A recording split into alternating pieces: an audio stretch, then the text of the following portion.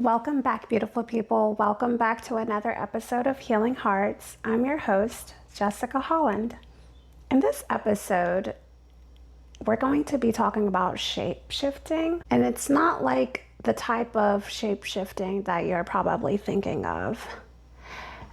This came about when I was working late night, and when there's something about maybe me being tired and allowing different thoughts to rise up, just things of that nature. But I began to think about, in all actuality, we all have the ability to shapeshift. It goes to just the simplicity of programming.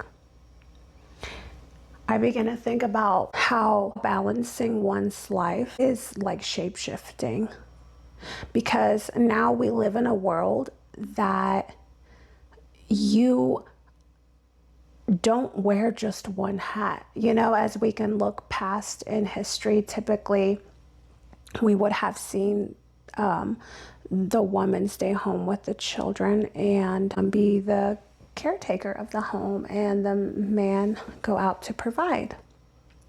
And a lot of the times, but now we have changed. We have changed in many ways. Not all ways are bad.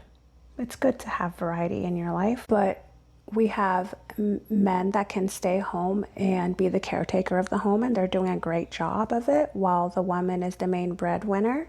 And you have women that do both. You have single mothers, single fathers. That is why I begin to think about how everybody has the ability to shapeshift.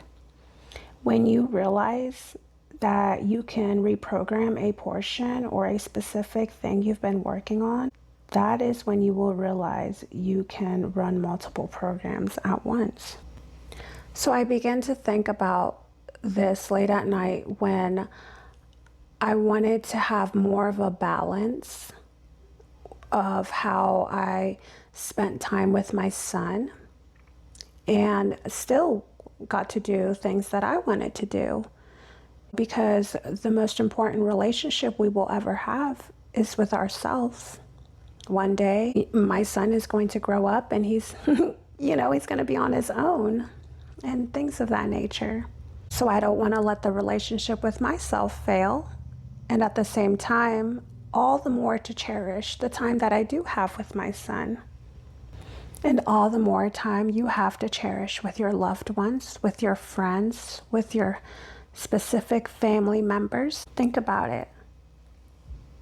What if there was a way to get more of a balanced life? We all desire it. We all want it. And I found that this technique works really well for me. And so I want to share it. I would like to share with others, and hopefully that this will work for you and that it will help you, and you can even put your own twist to it, because we are all individuals and not one thing is going to work exactly how it will work for another person.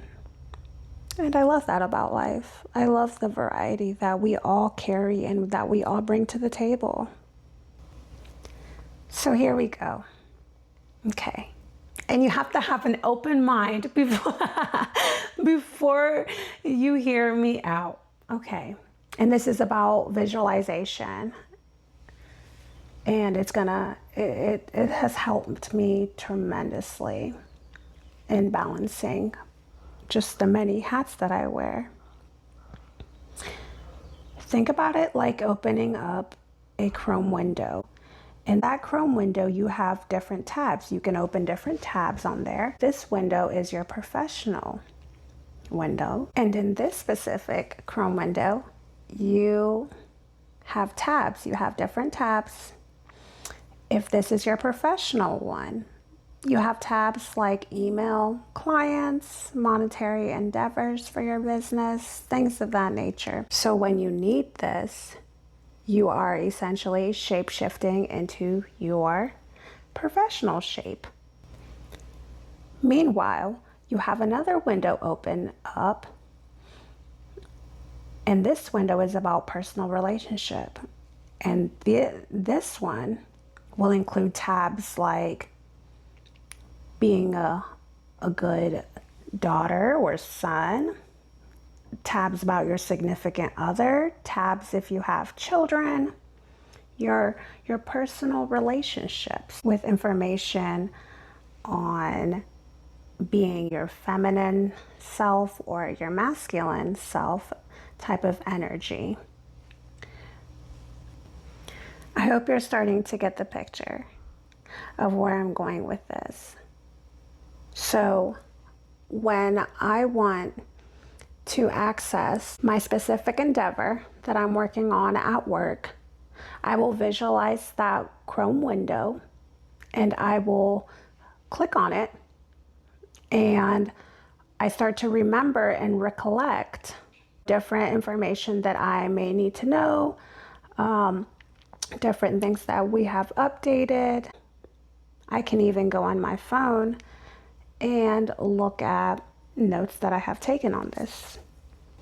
It kind of helps when I visualize this. It helps me to stay on task and to leave other things that may be happening outside of my professional life out of that window, because at the specific time, I want to be present. I want to be present with whatever I may be doing at a professional standpoint.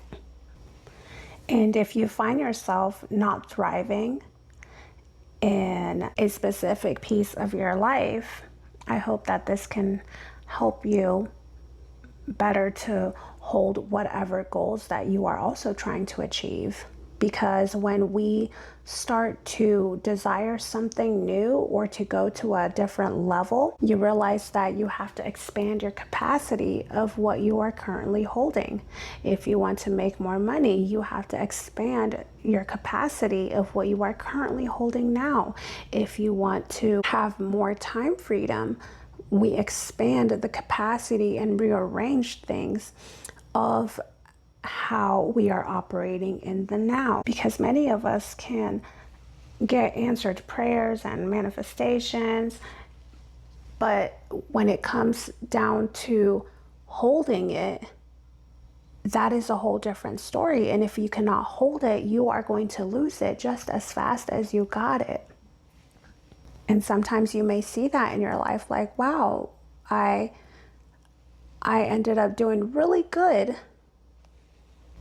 and then something happens that brings you right back to square one. And that is the simplicity of us not being prepared to hold something and us needing to expand the capacity of learning to hold these things. And it works so much easier and so much with ease and flow when you begin to really organize your life. And it begins with our mind, organizing that mind. So balancing the things that you have accessed and the things that you have gotten in your life without losing them. Now that you kind of get the picture on how a computer that you are looking at has all these different windows, you know that you can choose to minimize one window to have the other one opened. You program your mind to shapeshift. That is what I see it as. I see it as shape-shifting, because you are placing and compartmentalizing what you need, and you're pulling it out when you need it. It takes some practice, when you program your mind to shapeshift, but you can learn how to step into the identity that you are wanting to. And when you step into the identity that you are wanting to be, whether it's for an hour, whether it's for 3 hours, 8 hours, you can start to gain a little bit more control of your life. I'll use this example. I used to have trouble leaving work at work when it came down to spending time with my loved ones. But I started to compartmentalize just all of these things. And even looking at that word, when you break it down There are compartments, mental compartments within you that you have access to, and that you are allowed to leave certain things in if you choose to. Having that mentality to mentally put things into a compartment or a spot, I find this shape-shifting. I find it that this little exercise that has become part of my life works best with visualization. I've heard people compartmentalize their identity by visualizing a library of their mind in their minds, each book representing a project that they're working on, and of course each section of their internal library being a segment or an identity that they will shift into once their mind goes to it. Now for me, the hardware computer system is a easier way to place everything for me, because even when I'm speaking to my significant other about work, if he's asking about it, I can visualize in my mind the multi-window feature on a computer screen where you can have multiple windows up. Then I talk about it. Then when I'm like, enough about work, I minimize the window of work and keep expanded the window of relationships and personal endeavors and personal life. Our minds and computers, they have very similar features, even when you look at some specific things that they were made to do and made to operate in. But that whole thing is a whole different episode. I just think it's so cool. Even like how the DNA is very similar to blockchain technology and cryptocurrency. There's just so much in common that we do have with technology, and the mind is so powerful, and we can use this. We can use it instead of allowing these wonderful tools that we have within us to go to waste. Also, if you're having trouble with the concept that I'm talking about, you can think about it like this. When you get into a state of fight or flight, you have reactions. Perhaps, your heartbeat is beating faster when you start to get all worked up about something. But then, when that episode is over, you start to calm down. You regulate your breathing, or more or less, you shift back into the rest and digest state of your body. And that is, to me, is an example of what I would call shape-shifting as well, because you are returning from one state to another. That is something that literally everyone goes through. And if you can shift that, we can learn to shift into the identities that will ultimately help us gain balance in our lives. After all, you deserve to live a good life. You deserve that. A life where you can enjoy the fruits of your labor. And I hope this helped. Now, I'm going to just leave you with a few facts of life. There is no rush in figuring out how to move forward with your life, because what is for you simply will not miss you. And asking for help is a sign of self-respect and self-awareness, and don't you forget that. Thank you, friend.